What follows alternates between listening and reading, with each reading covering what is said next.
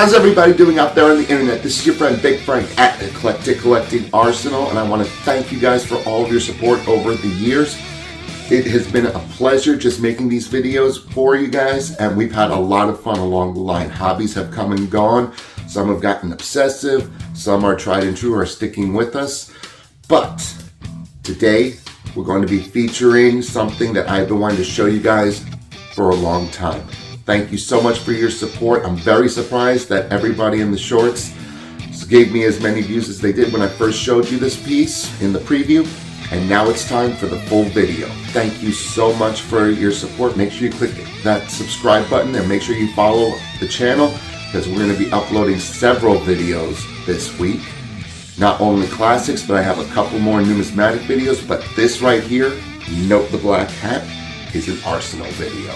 We're heading to the range today and we're going to be testing my 1911 from World War II.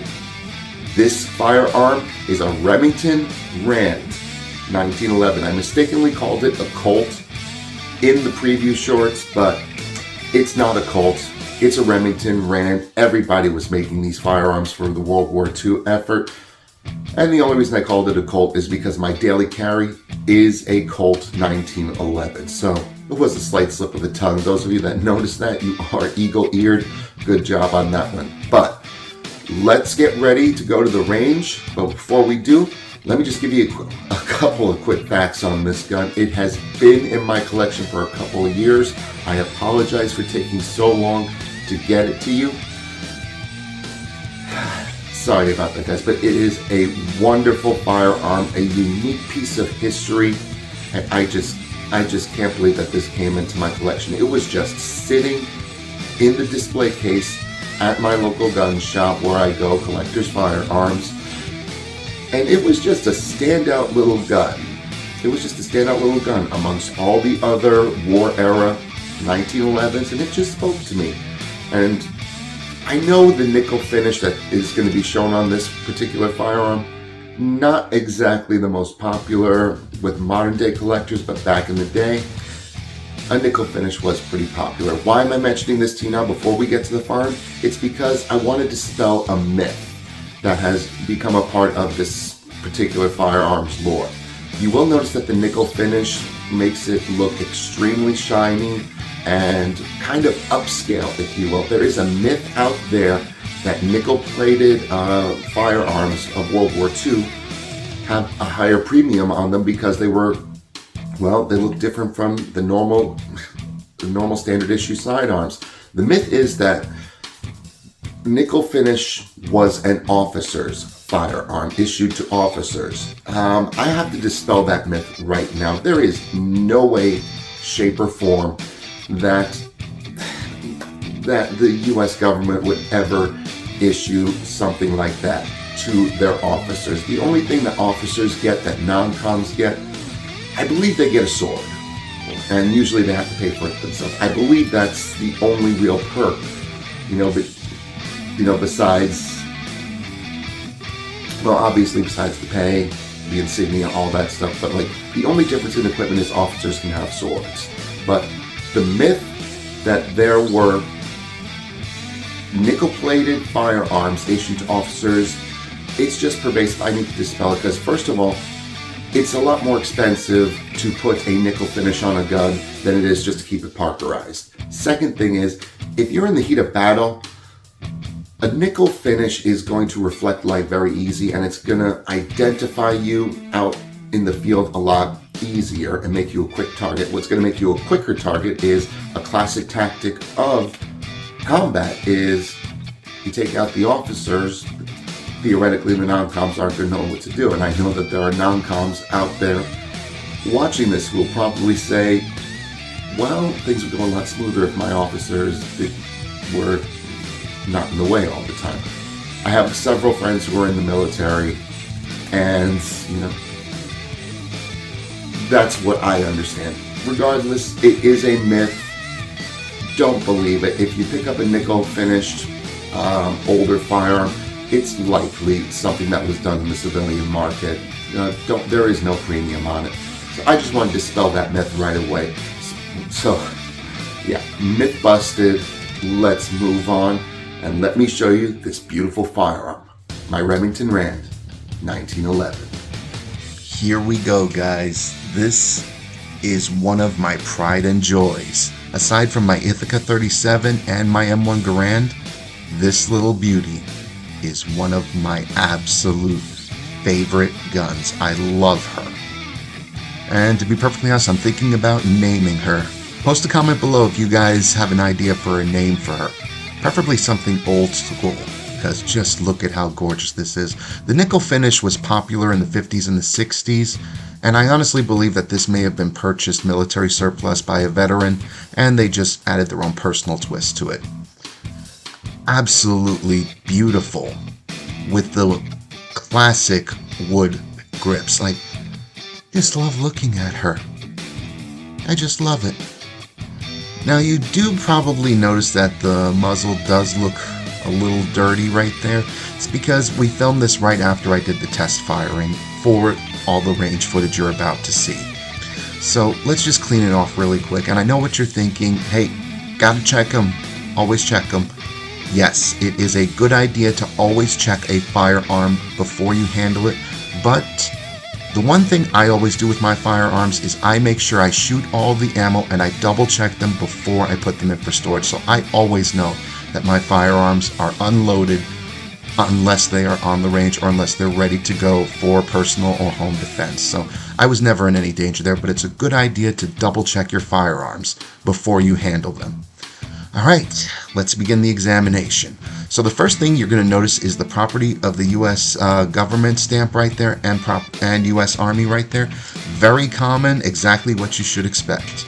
The Remington Rand stamping right there, that's the Type 3 one used later in the war.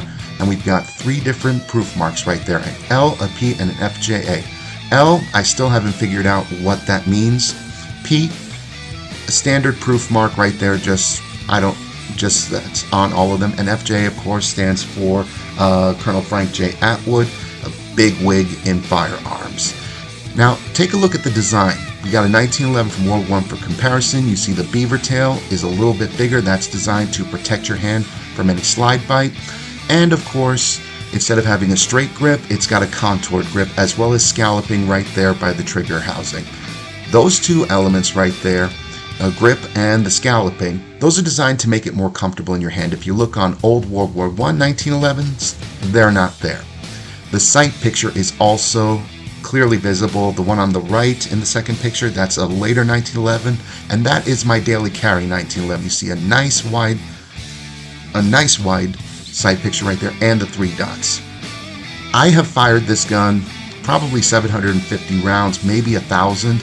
And I gotta be honest, that sight picture that's on it, I don't like. It's too small. And there's one more stamp I want to quickly show you guys. But in order to show it to you, I have to field strip it. So surprise, surprise, you're getting an impromptu field strip right there. So if you want to know how to disassemble your 1911, just follow these steps right there. Take off the lug, take off the cap, remove the lug nut, slide the slide back until the pin comes out, and boom, you've got a field strip 1911. Right there on the top of the frame is where we're going to find a very important mark, and if it is a service issued one, you're going to find 2 marks. Right there, you see that indent right there at the top of the frame? That is what you want. That's one of the 2 you want. That's the G right there, which means this was made for a government contract. If there was an S right next to that, right about there or above the G, that would indicate it was issued for service. And if you find an old 1911 with an S mark on it, well, you found a gun that was issued for service during the war, which means it will have a very nice premium attached to it, but this gun is dirty. A really good gun owner will make sure he cleans his firearms after every use. I fell out of habit of that, so I need to get my act back together. And just for the sake of completing the field strip, let's take out the spring and the guide rod. And let's take out the barrel so you can see the gun fully field stripped. When it looks like this, it's perfect for cleaning, and there are lots of areas to clean on this firearm. So make sure you have the right tools for that as well. I'll quickly describe that for you just so that you have it for yourselves. Make sure you clean the frame absolutely everywhere you see any gunshot residue. Clean the barrel very well, both on the outside and on the inside. Otherwise, your accuracy is going to suffer very badly. You also want to clean the lug nut because a lot of residue will deposit, as well as on the cap and the slide. Ugh, just look at that. I'm embarrassed to show you guys my gun like this. I hope I didn't make any of you, my fellow gun nuts out there, a little upset at me. And I just want to show you really quick, when reassembling, you want to make sure you seed your barrel thoroughly. Otherwise, you're going to have a very hard time putting it back together. These little grooves right here fit into those slots. Believe it or not, I have met guys on the range who have said they've had trouble doing that. But just make sure everything lines up and you'll be fine. Once the barrel goes in, the guide rod and spring will go in, and then you can put it back on the slide. Very easy. Quick tip though, make sure that this little notch right here in the guide rod is up against the barrel, and make sure your pinhole is down. If you don't, it's gonna be a little tricky. But 1911s from World War I all the way up to the modern day, they all disassemble the exact same way. So just make sure you got it all down packed, and you can take care of all of them. Slide the rod back in, and just finagle it a little bit to make sure it goes through that pinhole on the bottom of the barrel. Now, very important, unless you want to scratch up your frame and get what's called the idiot scratch in the 1911 community, follow this tip right here. Once you have it seated in, push it out a little bit, just like that. Seed the slide release into the frame, and do it very gently. Just finagle it back and forth, and you'll never have to worry about scratching your frame. Put the lug back on the barrel, and just make sure that little notch right there is facing the bottom. So basically, righty makes it tighty, and if it goes to the left, you're good. You're fine. Then you put the cap on, make sure that is on really good, and then make sure you keep your finger on the top right there. Push it in, slide the nut, and you're good to go. Make sure you keep your finger on top of that, because that spring has a lot of tension and it will send the cap flying, and you'll have a hard time finding it. Trust me on that one. But before we head to the range, let's go to the tail of the tape. This gun is one of 1.9 million made during the war effort. 900,000 were made by Remington Rand. The original 1911s were modified in 1926, turning them into the A1, which this is. Empty, it weighs about 39 ounces or 1,100 grams. It's a little bit heavier with the nickel finish, and a 7+1 capacity and 45 ACP. Ooh, that's a lot of stopping power right there. Not as much as modern guns, but still a lot of power packed into there.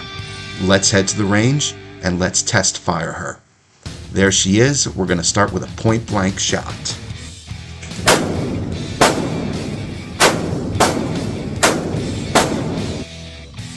And there we go. 3 shots, 3 hits. I went for headshots on this one just to show you how good it is at point blank. And boom, right there, right on the top of the target, right in the star. That is an excellent shot right there. But then again, it's point blank range. Anybody can do that. Let's use my modern 1911, which is my daily carry, as a comparison. Same distance, 3 yards.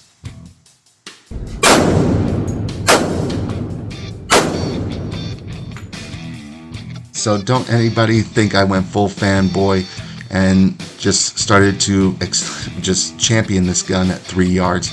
You can see right there the 3 holes in the side target right there.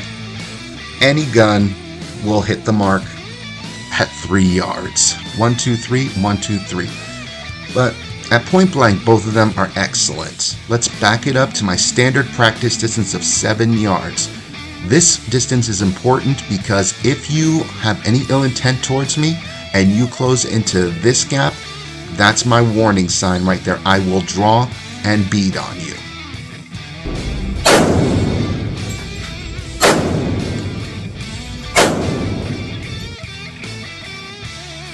Okay, did good on that one. 3 shots at 7 yards. And now we just need to get my modern 1911 ready to go. As I said, this is my standard practice distance. If you have ill intent towards me, don't come any closer than that.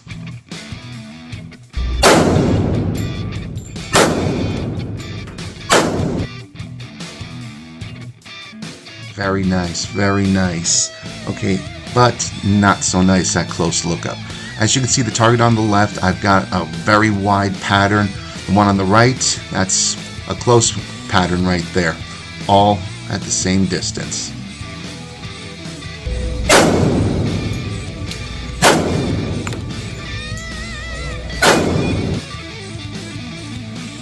Yeah, the previous distance, now we're at 15 yards, but the target on the left was the classic one, the one on the right was the modern one, and so far, the classic one, even at 15 yards, it's not starting to look good for her.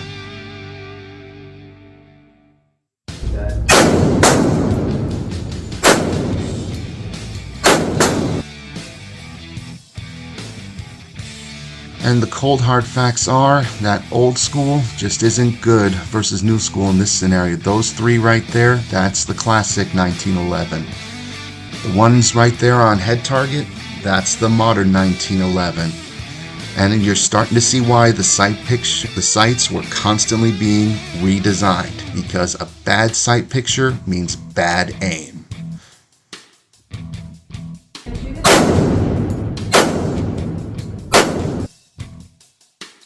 Now granted, this was a weapon of war, so I put 3 shots on body at 15 yards, but still not pinpoint. I mean, we had 1 dead center and 2 outside. So it's not looking good for the old girl. I'm sorry to say it, but she's coming up short.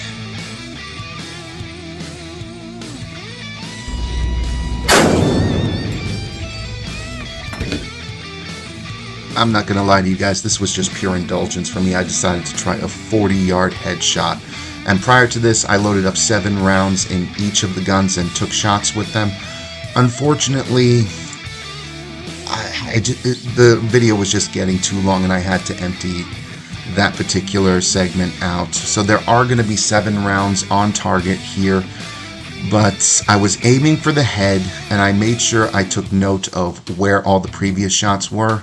And as you can see by my reaction, I aimed for the head, and the shot that landed is that one in the 7 ring, a full 1.5 feet away from the head. Not good. Let's try my modern one.